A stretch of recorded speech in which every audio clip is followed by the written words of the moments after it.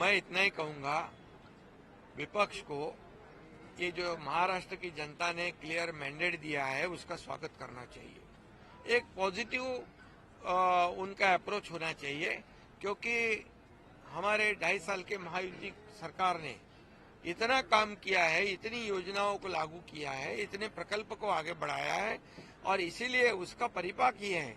ये मैंने पहले ही कहा था, मैं, देवेंद्र जी, अजीत दादा, हम हर सभा में यही कहते थे कि हमने जो 2.5 साल में इतना ऐतिहासिक काम किया है कि इसकी स्वर्ण अक्षरों में उसका लिखा जाएगा, सुनहरे अक्षरों में।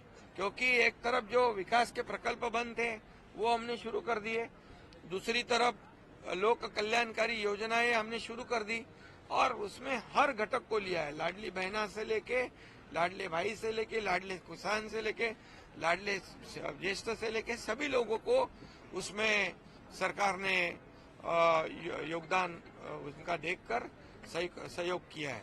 और इसीलिए मैं ये इतना ही कहूंगा कि उनका जो अभी झारखंड में चुनाव हुआ, प्रियंका गांधी जी का चुनाव हुआ, कई लोगों का चुनाव हुआ, ये इधर का नांदेड़ बाई इलेक्शन का चुनाव हो गया, उसमें भी कांग्रेस की जीत हुई है। तो ये सब जब उनकी जीत होती है तो ये ईवीएम अच्छी है, उनकी जीत होती है, उनके बाजू से निकाल होता है तो इलेक्शन कमीशन के निर्णय अच्छे होते हैं, उनके बाजू से अगर फैसला होता है तो सुप्रीम कोर्ट अच्छा होता है। अगर सही फैसला सुनाने के बाद तुरंत वो एजेंसी, वो यंत्रणा गलत हो जाती है, गलत उसको साबित किया जाता है। ये पिछले कई सालों से शुरू है, इसको भी बंद करना चाहिए रोना धोना।